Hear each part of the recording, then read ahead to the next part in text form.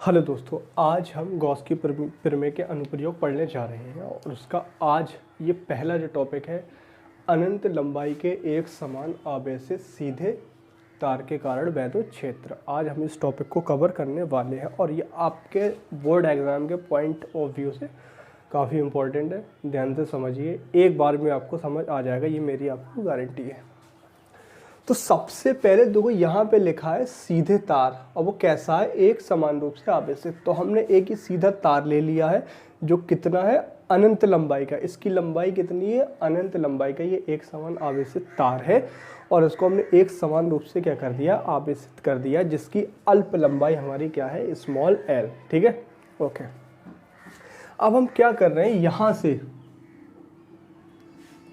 यहाँ से small are दूरी पर, स्मॉल आर दूरी पर एक पॉइंट क्या है, P है, और इस P पॉइंट पर हमें क्या कैलकुलेट करना है, इलेक्ट्रिक फील्ड।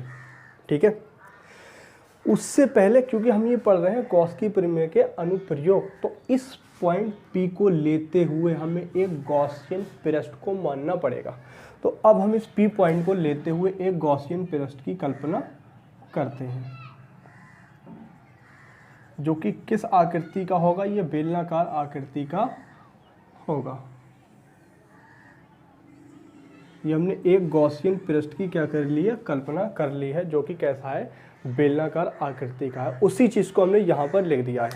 माना अनंत लंबाई का एक समान आवेशित तार जिसकी अल्प लंबाई स्मॉल एल है, इससे आर दूरी पर बिंदु P है जिस पर वैद्युत क्षेत्र ज्ञात करना है।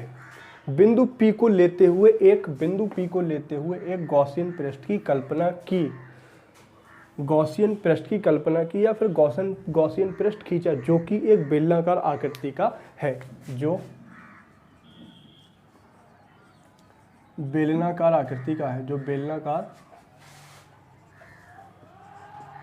आकृति का है, तब।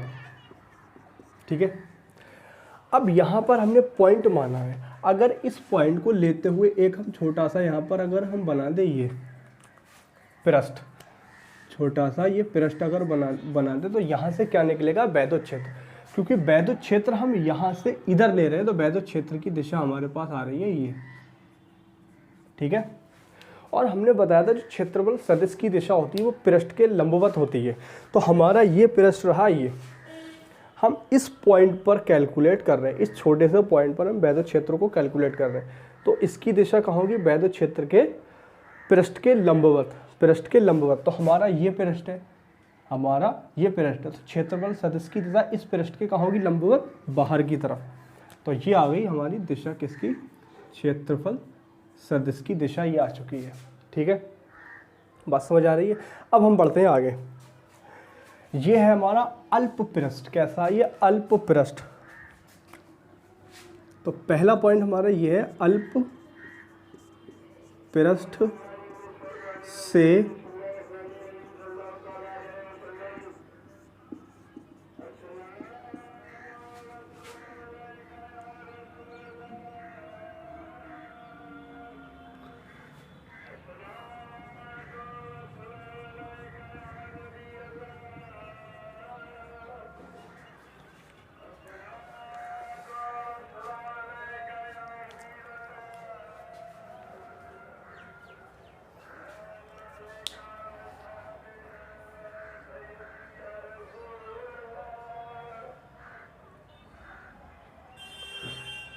तो अब हम निकाल रहे हैं यहाँ पर अल्प पृष्ठ से निकलने वाला वैद्युत फ्लक्स, मतलब इस पृष्ठ से निकलने वाला वैद्युत फ्लक्स। ठीक है, क्या फॉर्मूला होता है, फाई ई इक्वल टू कौन सा, ये अल्प पृष्ठ। तो हम यहाँ पर क्या लगा दे रहे हैं, के लिए डी। जब भी हम अल्प पृष्ठ की बात करेंगे तो हम साथ में क्या लगा देंगे, उसका साथ में उसके डी, और ये फॉर्मूला होता है E dot D A vector. ठीक है, डी ए वेक्टर, इसका क्षेत्रफल हम मान ले रहे हैं डी ए वेक्टर। ठीक है, डी ए वेक्टर। अब डॉट है तो क्या आ सकता है यहाँ पर, ई डी ए कॉस थीटा, और ये है डी फाई ए। समझे बात को। अब ई और डी ए के बीच में एंगल कितने का है, क्योंकि दोनों की दिशा समांतर है, दोनों की दिशा इधर ही आ रही है, इसलिए इनके बीच कोई भी एंगल नहीं बना है, ये एक दूसरे के कैसे हैं, ये समांतर। तो इनके बीच एंगल जो है वो कितना दे रखा है, 0 डिग्री। तो अब यहाँ पर हम थीटा लगा दे रहे हैं, थीटा बराबर 0 डिग्री। तो D phi E equal to A D A cos 0 degree, और कॉस 0 की वैल्यू क्या होती है, 1। तो अब हमारे पास ये बचा D phi E equal to E D A, ठीक है, ये आ चुका है। अब हम इसके बाद, ये था अल्प पृष्ठ से निकलने वाला वैद्युत फ्लक्स। अब हम बात करेंगे इस पूरे पृष्ठ से, इस पूरे पृष्ठ से निकलने वाला वैद्युत फ्लक्स। यहाँ पे लिखेंगे हम पूरे पृष्ठ से निकलने वाला वैद्युत फ्लक्स। और उसके लिए हम क्या कर देते हैं, समाकलन। कैसे करना पड़ता है, ये समाकलन हो गया, डी फाई ई, इधर भी समाकलन हो जाएगा, तो ये बचा ई डी ए। तो डी से समाकलन क्या हो जाता है, कैंसिल, तो क्या बचेगा हमारे पास, फाई ई, और यहाँ ये डी कैंसिल तो हो जाएगा ई ए, और ये रही क्वेश्चन नंबर हमारी फर्स्ट, ठीक है।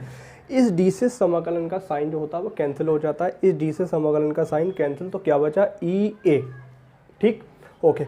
अब हम यहाँ लगा रहे हैं, क्योंकि हमने गॉसियन पृष्ठ की क्या की है, कल्पना। तो अब यहाँ पर हम लगा रहे हैं गॉस की प्रमेय से। इसके बाद हमारे पास आएगा गॉस की प्रमेय से, गॉस की प्रमेय से। क्या है गॉस की प्रमेय, फाई ई इक्वल टू, जितना भी इस पर आवेश दे रखा है, मान ले रहे ये है स्मॉल क्यू, जितना भी इस पर आवेश दे रखा है वो क्यू 1/ε0 गुना होता है। ये है हमारे पास गॉस की प्रमेय। इससे जस्ट पहले हमने इस प्रमेय को पढ़ा है, ठीक है। अब हमारे पास आ चुका है phi E equal to Q/ε0, और ये है इक्वेशन नंबर 2। अब हम इक्वेशन नंबर 1 और 2 को अगर हम देखें, इक्वेशन नंबर 1 और 2 को देखें, तो फाई ई यहाँ भी और फाई ई यहाँ भी है, तो ये इक्वल है एक दूसरे के, तो ये ई है समीकरण 1 व 2 से। तो यहाँ पे बचा ई ए और यहाँ बचेगा Q/ε0। क्लियर, बात समझ आ रही होगी। अब क्योंकि ये क्षेत्रफल जो है वो किसका क्षेत्रफल है, इस पूरा क्षेत्रफल हमारे पास ये आ चुका है इस बेलन का। तो बेलन का क्षेत्रफल क्या होता है, 2πrl। तो अब यहाँ पर हम लगा रहे हैं a बराबर 2πrl, ये होता है बेलन का क्षेत्रफल, ठीक है, बेलन का क्षेत्रफल। और ये आवेश जो है वो आवेश है हमारा रेखीय आवेश घनत्व। अभी हम एक टॉपिक पढ़ेंगे रेखीय आवेश घनत्व, उसका यूज होगा यहाँ पर। ये क्या है, एक तार है, ये क्या है, तार जिसकी लंबाई बहुत है, जिसकी लंबाई कितनी है, अनंत। चौड़ाई लगभग कितनी है इसकी, 0 मान के चल सकते हो, लगभग 0। चौड़ाई इस लंबाई की तुलना में लगभग क्या है, 0 है। अब यहाँ पर हम बात करें तो ये लगा दिया हमने ई, एक ही जगह पे लगा दे रहे हैं 2πrl क्यू। और हम पहले इसको पढ़ ले रहे हैं, रेखीय आवेश घनत्व। यहाँ पे एक साइड से पढ़ते चल रहे हैं, रेखीय आवेश घनत्व, रेखीय आवेश घनत्व। जैसे कि कोई तार दे रखा है, ठीक है, ये एक तार है और ये एक समान रूप से क्या है, आवेशित है,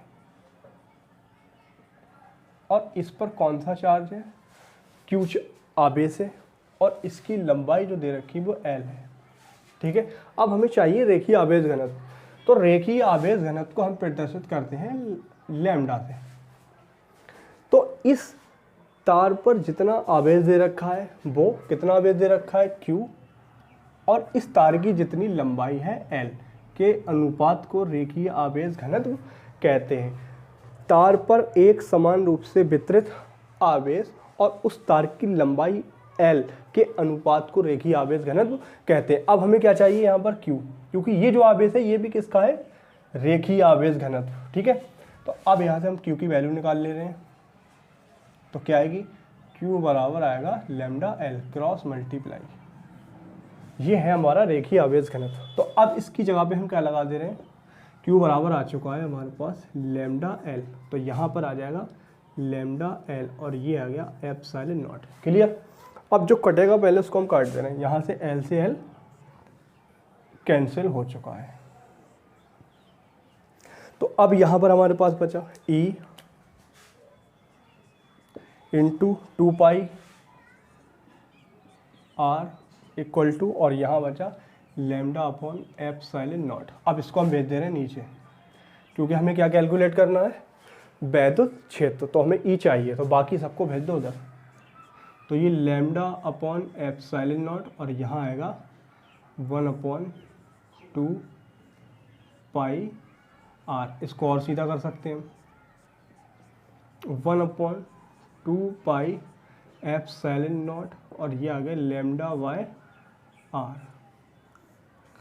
तो इस फॉर्मूले की हमें तलाश थी, जो इस मेथड से आएगा, अनंत लंबाई के एक समान रूप से आवेशित सीधे तार के कारण वैद्युत क्षेत्र का ये डेरिवेशन कंप्लीट हो चुका है। अगर वीडियो अच्छी लगे तो लाइक करके चैनल को सब्सक्राइब करना ना भूलें।